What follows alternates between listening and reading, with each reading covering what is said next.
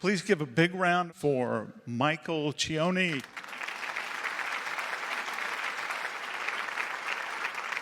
If you would have asked me or told me 5 years ago that a new competitor would rise up and start to threaten our industry, I wouldn't believe you. I wouldn't believe you. I wouldn't believe you because I don't think that there is someone that could compete with us on the level of our cachet, all of this cachet that we have built in our industry. I don't think they could compete with us in terms of our technology. It's too specific and bespoke. They couldn't compete with us on talent. We have the best talent. We've cultivated all that talent. A lot of it is represented here. They couldn't compete with our budgets. How would they have more budget than we have to make content? And they certainly couldn't compete with our history. They literally teach it in schools. So if you asked me 5 years ago, how could someone come and rise up and actually challenge our industry, I wouldn't believe you. But today, I'm not so sure. You guys know what's going on. You're smart. You know what's up. You know what's happening. And while we probably can agree on what's actually happening that's affecting all of us in here, we might not be aligned on why it's happening. So today we're going to do a little bit of a deep dive on why this is happening, and then we're going to talk about what we can do about it. And that's what it's all about. My name is Michael Cioni, and while I have the privilege of being able to speak to you today, I want to also give credit to my brother, Peter, my co-founder, who's an incredible researcher and partner, and helped prepare this along with me to tell this great story. For those of you that don't know me, that's okay, I brought a map. This is the technology adoption curve, and you can play along. This is a tool that helps people understand where different tools and companies and individuals find themselves when new technology is released. Most of us find ourselves in the middle, and that's where things start to materialize and mature, and we get on it. Some people have to wait till it is ironclad, concrete, industry standard before they go anywhere near it. And then I'm this guy. I love jumping into technology when it is so fragile that like a whisper, it could fall apart and break away. In fact, going back to my very first job, I worked at WSIU in Carbondale, Illinois, a PBS station, and that's where at that time this new technology of Firewire and DV Cam came out, and it changed everything. And I learned 2 lessons when I dove deep into that. The first lesson I learned was that technology and being an early adopter can actually negatively affect you. And that was because my teachers wanted me to shoot analog, and they said, if you use these digital tools, we will flunk you. That's exactly what they did. So I failed out of school because I bet on digital. But the second thing that I learned about this is that if you bet wisely on early adopting technologies, when those inevitably tip into industry standards, you're catapulted so far ahead, everybody else is behind. So I love being a part of these technologies and building them. That's how I got here. But how did we get here? And what do I say by we? Today, I don't want to marginalize anybody. I am going to call and refer in this presentation to the word Hollywood to represent everyone. But when I say Hollywood, I actually mean professional media and entertainment. Radio, sports, news, nonfiction, fiction, documentary, episodic, broadcast, and feature films. But I'm going to call it Hollywood. 1, that's where I live. 2, it's the epicenter of most media and entertainment. And 3, it's short. So that's what we're going to call Hollywood. And if we're going to do an examination of how there is such an amazing big power in these small budgets, we have to start identifying how we got here. And there's something really precious about what we built. Whether or not you realize it, Hollywood has built this incredible competitive moat. What's a competitive moat? It's this barrier, it's this boundary that protects you from bad actors and from situations, and you want to build up this space. And we did that so well. In fact, it was so effective that our competitive moat is actually anchored in the constant pursuit of high quality.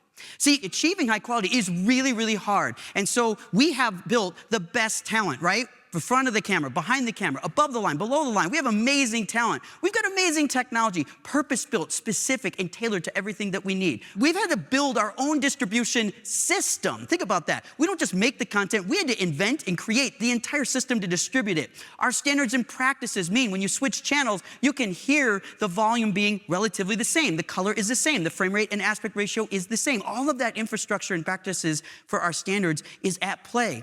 Our trade groups, unions, guilds, professional organizations like the HPA, all of these have helped us maintain our trajectory in building more innovation to make it even better. But there's a byproduct of this competitive moat.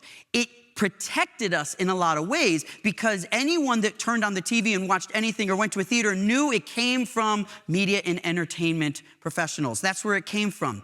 They know that. But the reason there's a byproduct of this is in order for us to maintain that quality, we introduced a lot of friction.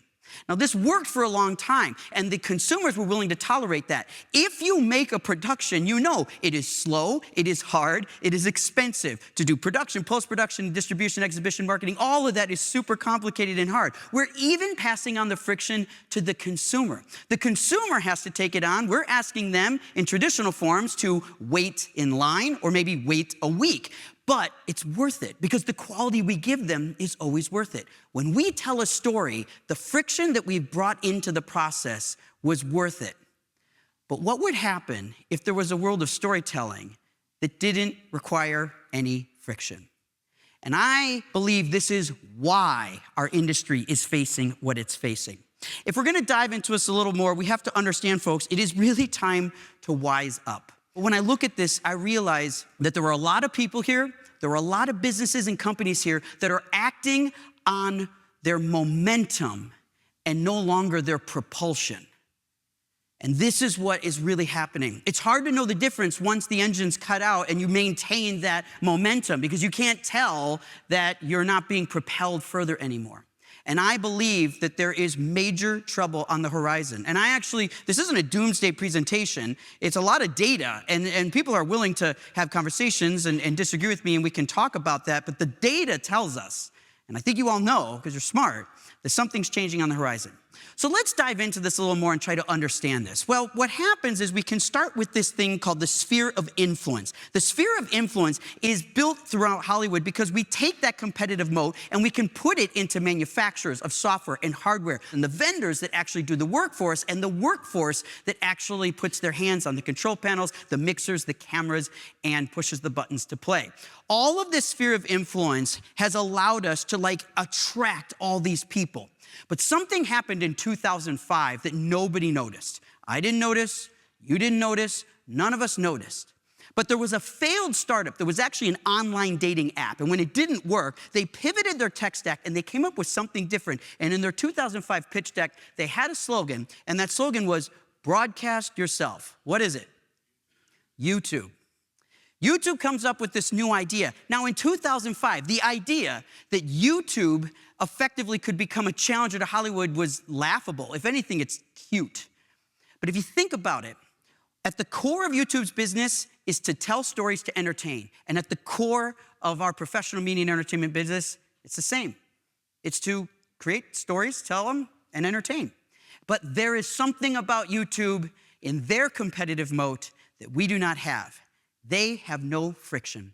There is no friction because the ability to create, the ability to edit and distribute it has absolutely no friction. And because of that, a whole bunch of other tools got born out of that same principle, and they were no friction or low friction products that started to allow other people to do this. And this became its own economy, today known as the creator economy. And this economy grew so much that it did something, because when things grow in scale, they grow mass. And when you have mass, you attract things. So what happens is as the creator economy grows, it actually pulls some products towards them. Now, this is a good thing. Many of the products in this story are actually in this room.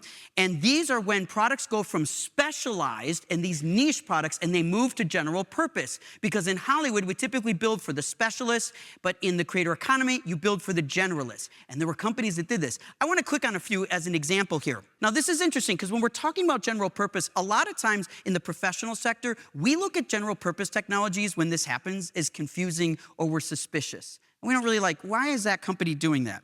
Rode was one of the first examples of this, because Rode comes out and they were not a popular audio microphone tool in our industry, but they put a USB port on a microphone.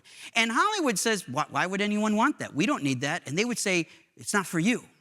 It's for this creator economy. And Rode goes from a sideshow of microphone technology to the go-to microphone, and they sell millions of microphones with this USB technology to make it low cost and scalable.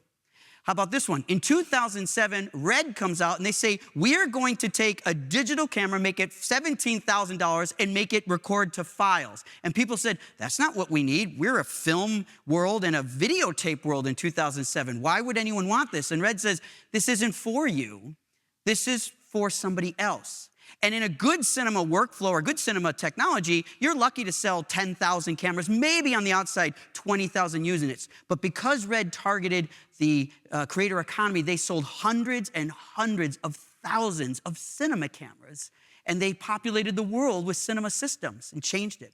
Or how about this one? In 2010, Blackmagic buys Resolve. That's weird.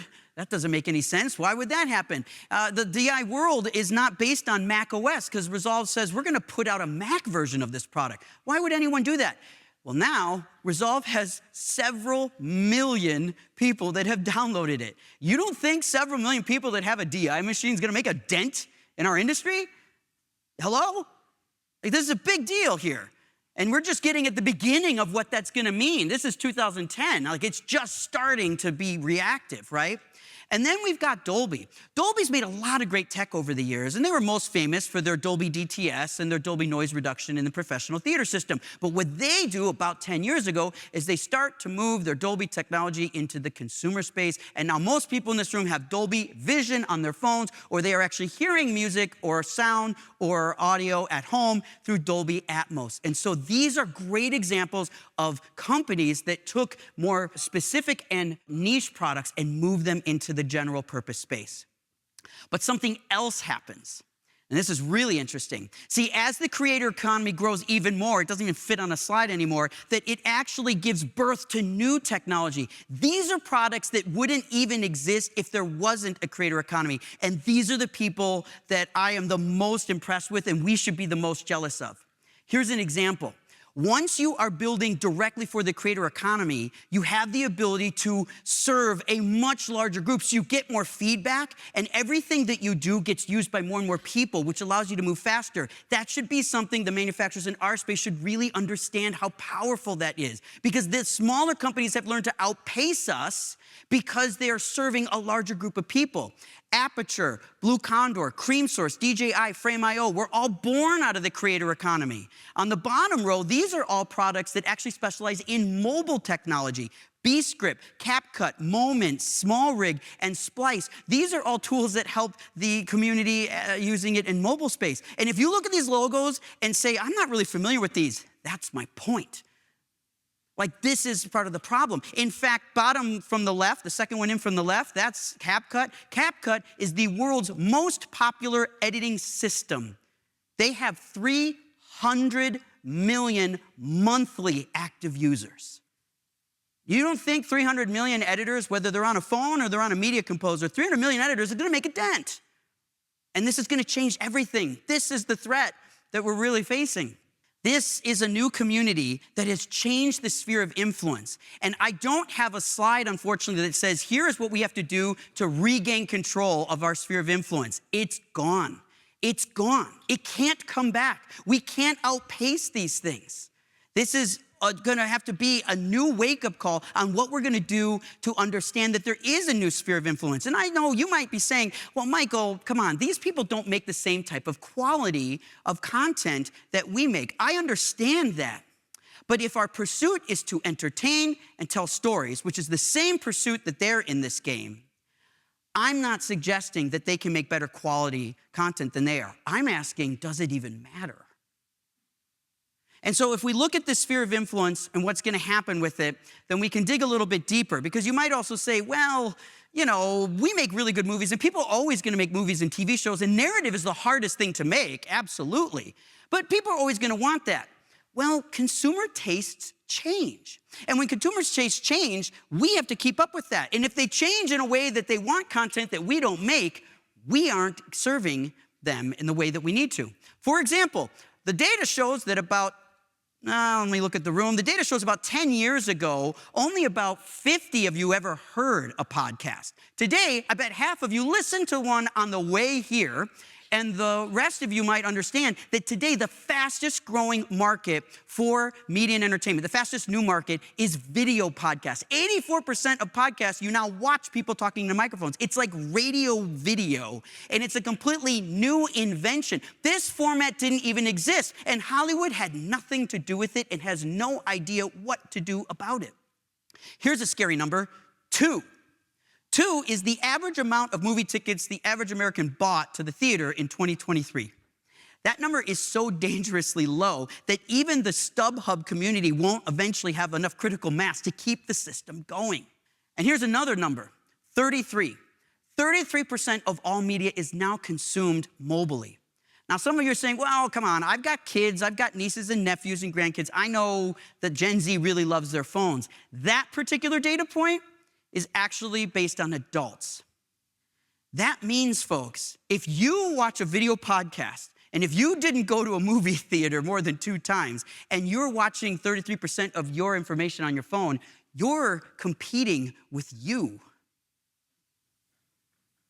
So this is how dangerous and tricky this is. In July of 2024, what happened is YouTube represented 10% of all viewing on television. And July of 2024 was an Olympic time, and the Olympics did well, by the way. And 10% of all broadcasts was YouTube. And 50% of YouTube is actually now consumed on the television. What that means is when people are sitting there with an Apple TV remote and they're trying to figure out what should they watch, and they're looking through streaming services and all these platforms, they're picking YouTube. And YouTube is now more popular on the television than it is on a mobile device.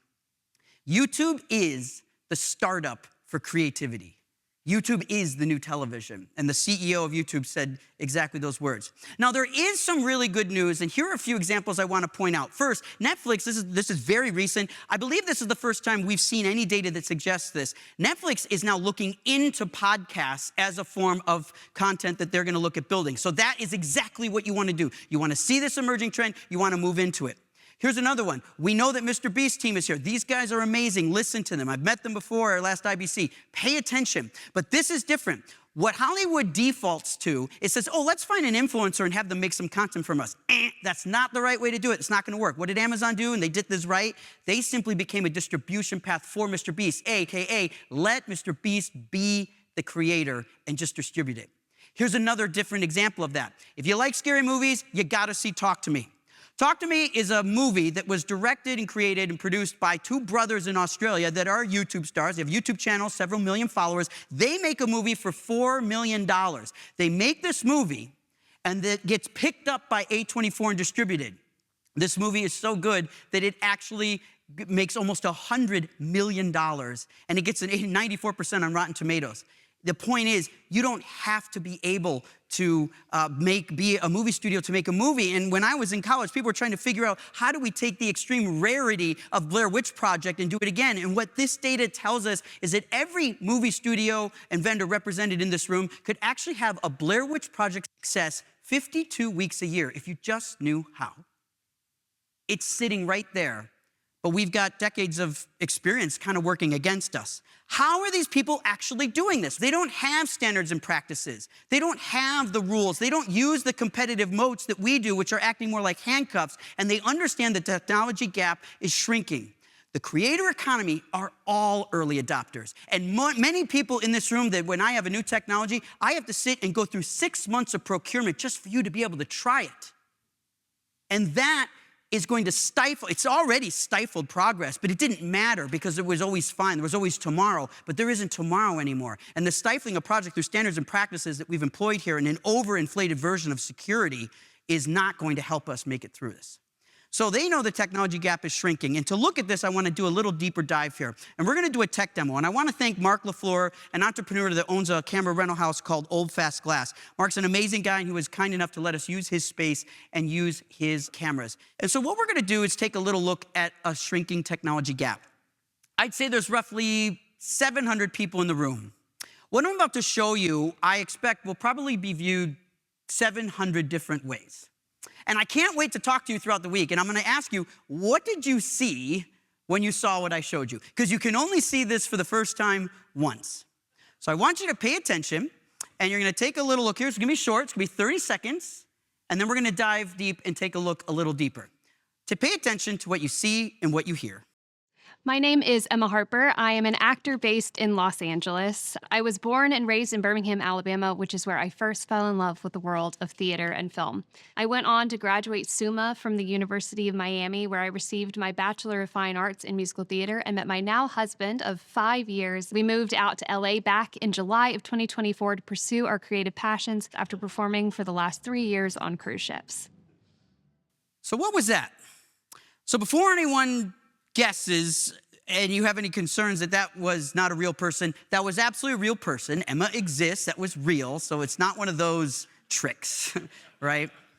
Instead, what you saw is a 3-camera shoot with picture and sound lighting. There was a window in the background, so we have to offset that bright window, and we have to hear her. But what you actually saw was not just a typical 3-camera shoot. You actually saw 3 completely different cameras. One of those cameras cost $90,000, one of those cameras cost $7,500, and one of them cost $1,200, and I cut them together. And if you weren't able to tell the difference or recognize that something was dramatically different, you made the point. The first camera was the Alexa Mini. Now, Arri is the gold standard. They are the best product in the world. It is the crown jewel of professional cinema. They are reliable, they are dependable, and most of all, they are beautiful. The second camera that you saw was a GFX 100 by Fuji. This is the most underrated camera in the market. It's a 65mm sensor capable of 8K recording in ProRes log at 15 stops. It weighs 1 pound and is shaped like a still camera, and you can put a 65mm camera and walk it around. And the third was the iPhone 16 using the B-script depth of field adapter called Photon. This allows you to mount a cinema lens to an iPhone and use the iPhone to record 13 stops of dynamic range just on the iPhone itself with the cinema lens attachments and make the cinema style workflow. And the camera itself app is run by the Blackmagic camera app. When we look at these together, we can play the exact same footage again, only this time it's labeled. When we see the interview, we see the Arri Alexa. That's the first camera, our gold standard. Now we cut to the iPhone 16 Pro Max on the close-up. When we see the iPhone 16, the depth of field changes a little bit. Now we go to the GFX, 65mm handheld camera, depth of field, really smooth, good complex comparison there. Back to iPhone, where we can see the resolution, and then the GFX. All of those together in a pretty reasonably large screen allow us to kind of see something interesting. But you also heard her voice. And when you saw her voice, we were using Rode wireless mics. These are little tiny mics. You get 3 of them in a little package for $300. And these can go clipped on anywhere, or you can run a little lavalier. So they're very, very simple, and you can remote control them. So when you're actually recording audio, and I have a full remote wireless lav system for $300. Then we have big lights. These are Aputure. This is one of the most powerful companies growing in the world. Here you have this huge light by Aputure, except it's not huge, it's super tiny and rolls around on a C-stand and plugs into 110 in the wall. That's totally different. We couldn't do this before, and we certainly couldn't do it at the quality the skin tones needed to be managed. And here you can see Shannon, our cinematographer, setting things up, and she can control everything over Bluetooth. So all of these lights don't require gels and people to stand there and control the diffusion and everything. It's all wireless. When we look at this together, we can put our lenses on it. These are Nikon vintage primes, and we'll start out with our Alexa. We'll take our Alexa camera, we'll get to the camera lenses, and we'll put on our Nikon vintage prime that we got at Old Fast Glass. When we put this on, it's just a standard cinema setup, and this was our control. We have wireless video, so we're controlling this. We're getting a beautiful 4K image. The Alexa is a plug-and-play camera. We all know that. The next one, we go to the GFX. We've got our little cage around the GFX. We put in, there's the 65mm sensor. Remember, this camera is only $7,500, and we can put on the same lens and do wireless follow focus as well, put on our matte box, and we can shoot this just like a cinema system. We can check our work and do a wireless video so the camera assistant can pull focus as they normally would on an Alexa.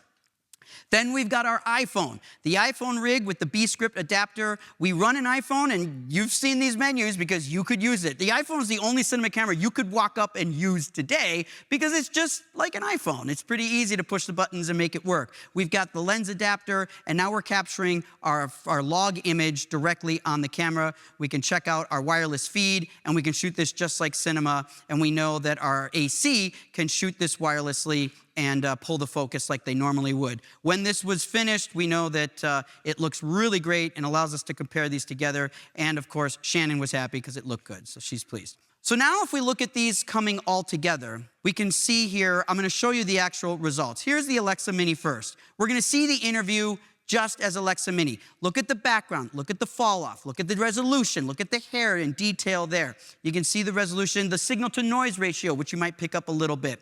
Beautiful image, and this is why Arri is so good at what they do. Now we will switch to the iPhone. This is the B-script adapter of the iPhone. I have this in my innovation booth if you want to see a closer look. And now you can see the depth of field is different. It is certainly not as shallow, but we are still able to get great MTF results from the lenses, great resolution, great dynamic range, great skin tone, great color. All of this works really, really well for everything in these shots. And then we go to the GFX. We got that little 1-pound cinema camera, 65 millimeter, really wonderful blend of resolution and softness together. This is 8K ProRes log with 15 stops of dynamic range and incredible skin tones and a great balance of detail. When we look at all these together, we can see them as a triptych, and this is really the test. Now, I want to make sure everyone understands, this is not a camera shootout. I am not saying that the iPhone is better than Alexa. It's not. I don't believe that. But what I'm trying to say here is that we can have a conversation about new technology. And a lot of times, we are reluctant to having conversations that are not dramatic. We want to lessen the blow, and we want to sneak up on things slowly, and no one wants to try something this crazy. And this is why we can get beat by the creator economy, because they're willing to try everything. They have no reason to hold back, and they're never going to use a standard or some rule of what cameras approved and unapproved to make a decision on what to use. And that is such a huge advantage that they have over our system. I think our standards and practices made sense for a long time, but today it's really changed. And you can see in these results that a camera that costs closer to $100,000 and $1,000 is not that dramatically different.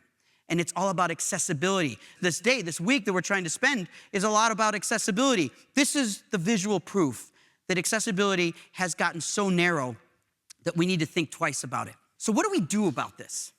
What do we respond to this? Well, I want to talk to everyone in the room, and I'm going to break you up into 3 different groups. I want to talk to the manufacturers, the vendors, and the studio technology teams, and hopefully I've captured most people in the room. First, I want to talk to everybody. What is something that all of us need to do? We need to learn to influence the influencer. And we need to understand what that means. And if you can't unpack that and figure it out in your own time, you're going to be missing out on an opportunity because they love us. They meme us, they cheat us, they copy us, they take our movies and carve them up and make them funny and things like that. We are able to influence them. We can change the market just by influencing them. Some of those influences have happened automatically because some of these are things that we've influenced them to do, and they understand this. If you actually say the DIT takes the LUT and applies it to the CDL and then renders dailies and takes an ALE and sends it to the NLE, they know what that means, and that's important. But they've also picked up some bad habits along the way because we haven't influenced enough. There's some bad habits that they have. And if we want to change that, we have an opportunity to do that. I think every time a sound mixer sees a microphone on the outside of someone's shirt, they die a little bit. So that's one thing that I would love to see go away. But going to the manufacturers, here's such an important thing that you need to do.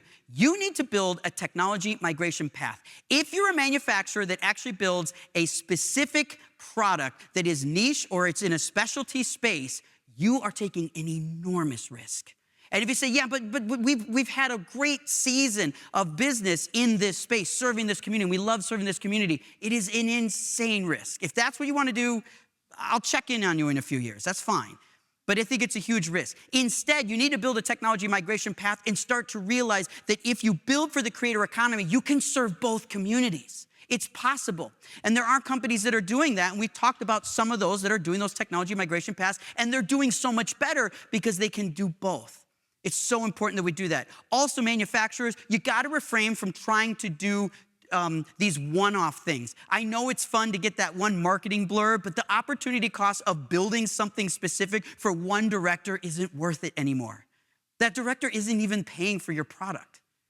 So you got to kind of cut these ties. Vendors, it's really important for you to separate the creative stack from the tech stack. I know a lot of vendors look at the tech stack as a competitive advantage, and you're like, yeah, but we have our secret sauce, and this is how we get customers. But if you are gonna really make it, if you are a creative services bureau, you need to lean exclusively into that. And if you have a tech side of that, you need to break that off. There is a future that my brother points out that he really wants to see. He wants to see the separation of these tech stacks and thinks this will be good for everybody to become infrastructure as a service. A good example somewhere out there is Chuck Parker. He built SohoNet, which is basically infrastructure as a service. It serves everybody. And Jason Fodder has Buying Studios, and that is an infrastructure as a service that can save everybody. But both those people came out of technologies that were built in-house, and then it does better when it's built for the greater good. That's something that could happen for everybody. If you're a vendor on the creative side, lean into that, because you can't outpace the technology of the creator economy. They will eat our lunch. Because there's so many more engineers developing for that world, it will get better and faster and better and faster than we can compete with. So don't fool yourself that you believe that, well, our technology is special and we have some secret sauce that'll help us get ahead. If that is even true, which I doubt, they're going to catch up and pass you anyway. So separate those two things. And then to the studio technology people, it's time to relax on these standards and practices. It's out of control. It's out of control. And what I understand that when things were the Wild West, it was really scary. And people were not, they didn't understand frame rates and formats and versions and color spaces and things like that. I understand that. So the principles of what our standards and practices came from were absolutely grounded in truisms and good intention. But we have figured it out now. We do not need a list of cameras that are approved for us to shoot on anymore. It doesn't matter. We don't need someone to spend and give me 11 pages of an RFP just for them to be willing to test. And all I do after that RFP is have an opportunity to maybe participate, right? Like, that's not really worth the opportunity cost. You need to reconsider these standards and practices and recognize that the creator economy doesn't have these standards and practices, which is why they can actually move faster. And yes, you might say, well, Michael, they're gonna make mistakes. And when they make mistakes, someone's gonna pay for it. That could happen. There could be mistakes made without these rules, but you gotta let them make them, because I don't think any of them are gonna make a mistake that is so catastrophic that the film is deleted, right? Or stolen. There's just no evidence of that, because the creator economy, which doesn't have to follow any of these rules, is able to just create. And that's what we gotta let people do. The studios, you have the ability to set this all in motion because you are the most powerful. You have the money, you have the cachet, you have the buildings, you have the resources, you have the libraries and the histories. You control so much of this. And what we need you for is not to give us script notes and not to actually give us notes on the cuts and decide if this is a good project or not. That's not your power anymore. Your power is in exhibition and distributing and marketing, because you can take a small film like Talk to Me and you can get it in front of 100 million people. And you know how to tell that story. And that's where the power of the studio really should be focusing itself. Ultimately, in my final thoughts here, it's really about reconsidering our industry traditions. What got us here is not gonna get us there. And we need to open our eyes to what's changing. If we really believe that the saving of our industry is gonna be based on trying to get it back to where it was in 2019, we're gonna lose it all. It's gonna all go away. We need to challenge these preconceived notions and look at what can change. And then all of us play a huge role in making this work in the future. All of us can work together to make this happen because we have the resources, and HPA is the space to make that happen. What we get to do is take that competitive moat, if we have the courage to do this, and we can take that competitive moat, we can drain it, what's left of it, and then we can actually use that bridge to connect to the creator economy. The future of our business can be still set in high fidelity, high quality narrative, the really hard stuff. But everything that the creator economy can't do, we need to be that bridge, and we need to usher them in and let them come and be a part of this.